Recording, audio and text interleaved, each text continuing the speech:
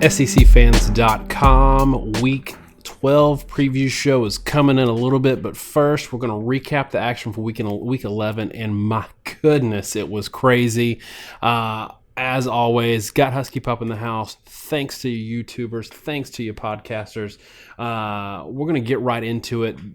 Since we did the divisional breakdowns last weekend, we don't have 3 games to review this week, but we are going to review the Auburn and Georgia game, which was our game of the week. And then we're going to touch on all of the crazy upsets we saw from the weekend in the top 10 and talk about how that's going to shake things up and what it means for the rest of the year for some of these teams. So just kicking it off, first game, Auburn and Georgia, just an unbelievable sort of set of scenarios for Auburn. And I think coming into this game, both you and I said that Georgia could give Auburn some trouble because of that run defense and even a little bit in the pass defense. And something I noted and you noted going in was really shallow at running back, a lot of depth concerns, but then we see that Sean White may be hurt.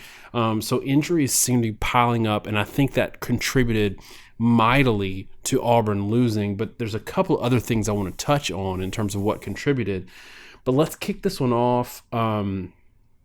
Auburn, Georgia, I'm going to let you kick it off with a question that you can work in there. Did Auburn lose more because of injury or more because of play calling? I'm going to let you run with it. I think the two answers are the same. They're both yes, but one does not happen without the other. You know, everybody is going to be very, very upset at the play selection in this game. You know, Auburn obviously came out throwing in the second half.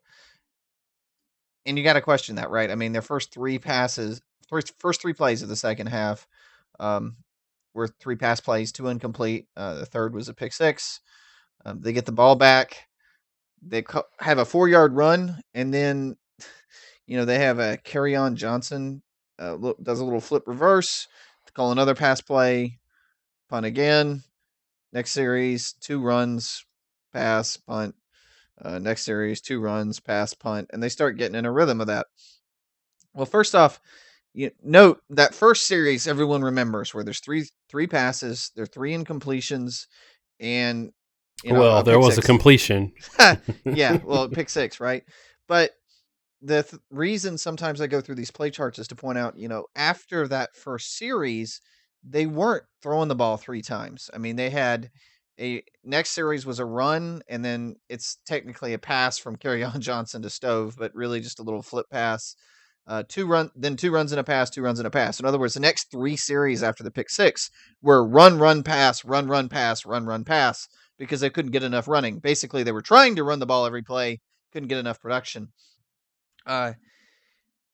Why was that? Well, everybody's going to be focused again on Sean White and the injury to his arm. I think that was critical in this ball game. But I think the story of this game was the injury to Chandler Cox, of all things. Going into the season, Auburn had 2 fullbacks, Cameron Petway, Chandler Cox. When Javon Robinson got thrown off the team, they started working in Cameron Petway a little bit, and by about the 3rd game of the season, all of a sudden, with Johnson sidelined with some lower leg injuries, Cameron Petway becomes the real running back. Well, what that did is it moved Chandler Cox over into a full-time fullback role in the power play. When Cameron Petway goes out, now you don't have a power running back, and you're relying on Kerryon Johnson to run it. And so you're still running these power plays, but they're using a lot of sweeps. And I will say they were just freaking killing Georgia in the first half of the game. And I know they didn't put up as many points as they'd like, but they were killing them on the edges. Every time they wanted to run a sweep, we're talking about this. Number 18 for Georgia was just getting lit up. I mean, the guy was almost humiliated on the boundary where Auburn would get the edge every single time. And just the fullback with a full head of steam would come on the edge and kill him. And you make a good point on that real quick before you get back into this. on Auburn's scoring drive in the first half, which I think they got after that ridiculous trick play in the red zone. They moved that ball in a surgical fashion, like we've seen against an Arkansas or against an Arkansas State. Kind of that rhythm that we've seen from Auburn in the past, where you kind of thought that, just from what we saw on that drive, that they would run away with it. And so, for all of the people thinking, Georgia did a whole lot of great adjustments or, whatever, Auburn was poised to do that for the rest of the game. No, I mean that's the way it looked, and the problem was right at halftime, Chandler Cox goes out injured, and that does two things that are huge. First, obviously, you don't have this powerful guy that's running these power sleeps to blow up the linebackers and the corners and the safety stepping up, and you can't really get the edge. But I think what a lot of people miss is that's assumed you can run the play at all. Without Chandler Cox and with Cameron Petway already out of the game, Auburn was down the two players that know how to play that H-back fullback role. An entire section of the playbook is essentially thrown out because all the stuff they were using in the first half to work to get the edge requires them to have a fullback on the field. And they did not have one. They did not have a fullback to run. So without having a fullback, there's no way to execute those plays at all. They get thrown out of the playbook. All of a sudden, Auburn has to go to the rest of their playbook, which is more the 3 or 4 wide zone read scheme. And you see more pass plays and what looks like more finesse runs because they are. And the reason you have so many more isn't because of anything fancy Auburn was trying to do. It's that they had to use the formations that worked for the personnel that were left for them. And everything got more finesse because the formations they could actually run were more finesse, and everything sort of imploded. What was interesting to me was to see, obviously everybody's gonna talk about the lack of a first down in the second half, but Auburn's defense played kind of what we expected them to play. I mean, they gave up 6 points, so it's frustrating from that standpoint. That your offense got no production, but it was surprising to me that given short fields and given the fact that they were on the field the entire second half, the defense kind of held up. And I know we're not giving Georgia a lot of credit for this win, and that's not really fair because they did what they had to do to get a victory. But it's a little more interesting if you dig down beyond that top layer to see exactly just what happened. So I'm opposed this to you. If Chandler Cox is healthy for the Alabama game, I know Alabama's a great defense, but could there be a situation where if you're an Alabama fan, you think, oh, they can only score 7 points on Georgia. We've got this thing in the bag where Alabama may actually have a little bit more trouble if Auburn can have the personnel to execute that power play. No, I absolutely agree. Everybody's going to be talking about Kerryon Johnson and his availability against Alabama, and no one really knows how injured he is. Both of us theorized, by the way, last week, right, based off the way he went down, that he was a lot more injured than some thought. You But mean Cameron Petway? yeah, I don't know what I just said, but I meant Cameron Petway. Well, you said well, it's funny. It was a slip maybe because you said Kerryon Johnson, but he's been injured too. So the only reason I stopped to distinguish was because he's been hurt this season too. And I even mentioned to you during the game when we were watching this game that it looked like to me he was running about 70%. So they may not have, out of the 4 running backs plus fullback, so 5 backs that they had coming back into this year, if nobody left, they're down to 0. Yeah, no, even Truitt, right, sprained his ankle, and Malzahn said that he heard it the first carry he had, and he was 50% the rest of the game. And Truitt is a converted receiver, right? So without an ankle, he's not got the speed or the strength to power the ball without his speed. But yeah, no, I definitely think really as good as Petway may be, I don't think Auburn was ever going to necessarily have Petway head on head run over Reuben Foster. Maybe he runs forward for an extra yard, but he's not going to just run through Alabama's defense. They're just too big and physical at every position. What they really needed was a fullback that can get to the edge. And Alabama is a little bit undersized, and so if you can get out there, use the fullback, and get to the perimeter, I think you can have some success. So I honestly think the injury to Brandon Cox is a significantly bigger deal, and I think it was a much bigger deal in this Auburn Georgia game than the injury to Cameron Petway. And one thing I'll throw in before we kind of we move on to other discussions here, but a lot of people are going to think, well, Auburn, why couldn't Auburn score more in the first half, and why did it bog down so much, and they were had such rhythm? I think it's important to realize that Auburn only had 4 possessions in the first half. Um, and they had 7 in the second. So, you know, Auburn, and I know, in terms of plays, it was fairly balanced, but Auburn scored on 1 of 4 in the first half, had sustained drives on the first 3. The fourth one ended on a, kind of a bad play. But in the second half, when they started going 3 and out due to the injury and all, they had a lot more opportunities than they did in the first half. The problem with Auburn's style of offense and what Georgia did offensively is they bled the clock down fast in that first half, which unfortunate for Auburn because when they were actually healthy and moving the ball, they just didn't get it very much. So, you've talked in the past about just how important having a key fullback, like a true to form fullback, which people don't really think about in this day and age of college football, of having a fullback that's actually part of your offensive scheme. You've talked before about how people look at the players that Auburn has lost in the past, and we've seen ebbs and flows year to year in their offensive production, and how the hidden, truth in all this is it was the fullback, y'all, or that was a big part of it. So are we seeing a little bit of a limitation, an organic limitation that's presented in this style of offense that Malzahn presents, in that you can have this type of injury and just completely shut your offense down against a good, not great defense, to where you end up with 164 total yards, 1.7 yards per pass, and no first downs in the second half? Is that an inherent limitation, or is it just because Javon Robinson, Rock Thomas transferred and they had bad injuries? Well, depth hurts, right? But, honestly, I do think it is a really serious limitation. We talked a lot, like you said, in the past, and where we talked about it was last year in particular, right?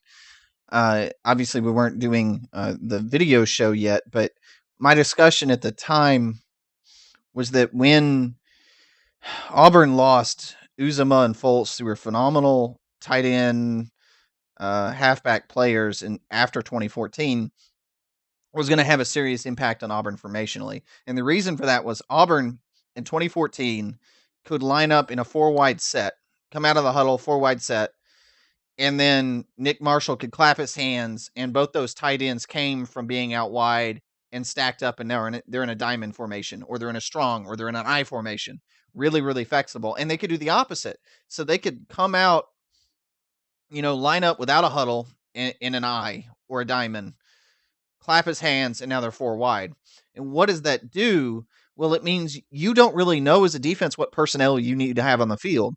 Because if you've got, a dime package with, let's say, a nickelback slot corner, well, they're going to just shift to a diamond formation, and now you've got a 180-pound corner that's going to be trying to set the edge against a 260-pound fullback on a motion. And if you try to trot out, like a lot of teams did, well, you're just going to stick in your base formation, so you're in a 3-4 or what have you. Well, when they go to that 4 wide set, now you've got both your outside linebackers that get isolated. They just split those. They can take the tight ends on both sides of the field, put them way wide with a receiver. Both the outside linebackers have to go wide to cover them. And now you have real issues because, the linebackers are probably a serious coverage mismatch for the tight ends. If the tight ends go outside the receivers, then you have to figure out, do you make the linebacker or the corner cover receiver versus tight end? And you have the problem that you don't have any outside linebackers near the line of scrimmage. So when Auburn wants to run their zone read plays, you have a really hard time setting the edge because your linebackers are stuck out doing coverage responsibilities. So it's really, really formationally powerful what Auburn is able to do when they have good fullbacks and tight ends. That was, in my opinion, the real reason they regressed so badly last year. As much as they had issues with the passing game and other things that certainly contributed, I thought they were going to take a huge step back because of the impact the tight ends had, and they were very, very good tight ends. I mean, those guys are playing in the NFL right now. In the same way, well, and that Prosh was also a big blow when they lost him. So this year we saw early where they kind of got Cox and Petway realized what they had and did a lot of fun things formationally. And without it, they're not being as successful. And to sort of wrap up your point here, is it an inherent problem? I think it is when you're that reliant on that style of football. Cameron Petway has been very, very successful for Auburn, but Petway, even though he's only played in 8 games and he's been injured and had reduced snaps and he wasn't the starter early in the season, is easily leading the SEC in carries attempts per game. Okay, he's third overall in attempts, and in the 8 games Auburn's played, he's actually averaging almost 22 attempts a ball game. So there's two problems with that. The first is, one, that's a lot of touches for Petway, and that's a lot of opportunities for injury, right? If you touch the ball 22 times a game, that's 22 times that somebody can, cause an issue. And what's funny is Petway actually got injured on a non-contact play, but regardless, that's a lot of opportunities for him to get injured carrying the football. And I say he gets injured in a non-contact play, but if it is probably something like a hamstring or maybe a quad tear, that's a lot of wear and tear on his muscles. And every blow and every run, it's tearing at that muscle fiber, weakening it, causing him more likely to be injured.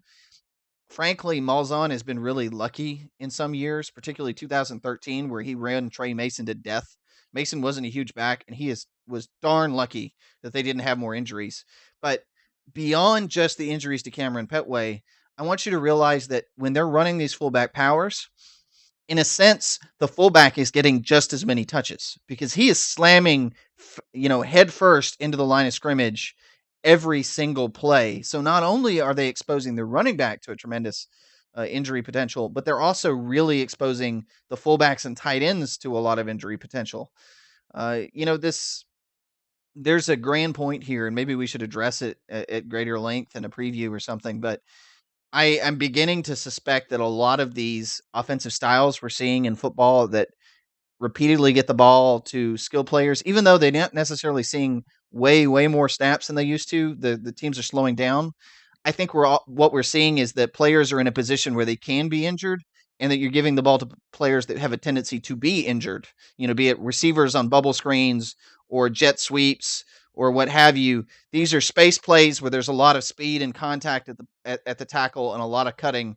And I'm not sure if that isn't increasing the chance of injury, because we've seen teams that run this style of offense, be it Auburn, be it Ole Miss, be it Texas A&M. These teams are all having serious injury problems right now. All right, so all the Georgia fans listening are like, all right, we've listened to you talk about Auburn for 20 minutes and they lost the game. So we got to give Georgia a little bit of love on this. And like I said before, they deserve credit for, if nothing else, defense kept them in the game. What we saw from Eason, I think, is kind of what you've said all year. There's these flashes of arm talent, especially on the deep ball, where you see, okay, that's why this guy's the number one quarterback coming in, or that's why he's starting as a true freshman, and you can see that window to the future of where he can be probably 2 years from now. So talk a little bit about what we saw from Georgia, Eason's development. Are we encouraged by what we saw? Are we discouraged by the fact that they only scored 6 points? Let's get in that a little bit as we put a punctuation on this game. Right. My statement going into this game as it has been for every time we've talked about Georgia, really. Georgia would go as far as Jacob Eason could carry them. Period. End of story. That has been game in and game out. The story of their offense. I noted North Carolina, they scored, I think it was 4 or 5 play drives where Easton completed a pass or even attempted one.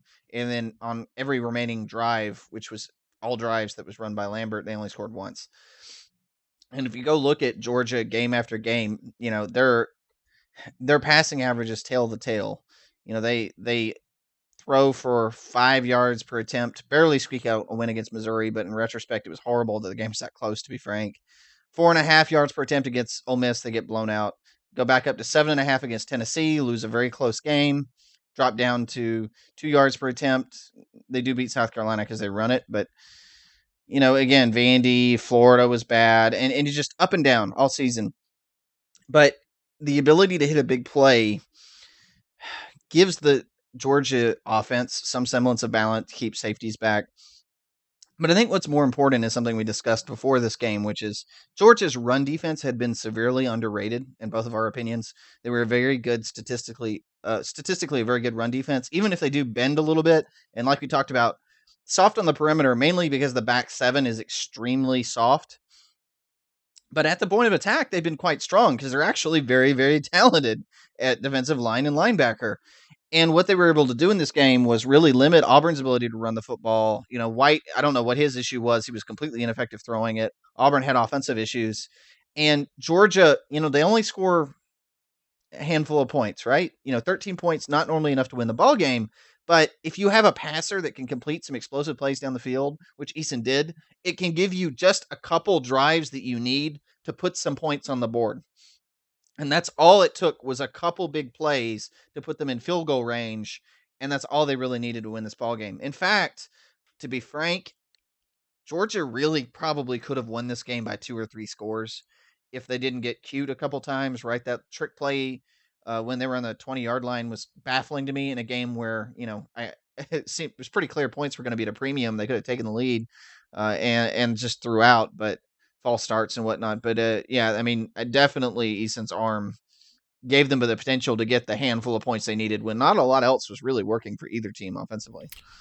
Yeah, I think Georgia, as much as they were frustrated in the first half, not scoring with those trips to the red zone, if you listen to the broadcast or even just watching this game, Gary made a point, and I think it's very pointed, to say that given all that happened in the first half, Georgia felt good that it was only 7-0, but it could have been 7-6, 7-3, which that doesn't sound like a lot, but turns out it was a whole lot. So Georgia still has obvious struggles on offense, and I think we're at the point in the season where we can say that it's going to be bad at least until next year. They need an offseason to get some of this squared away. I have very little confidence in them offensively, especially until they can get some new blood there, on the offensive line.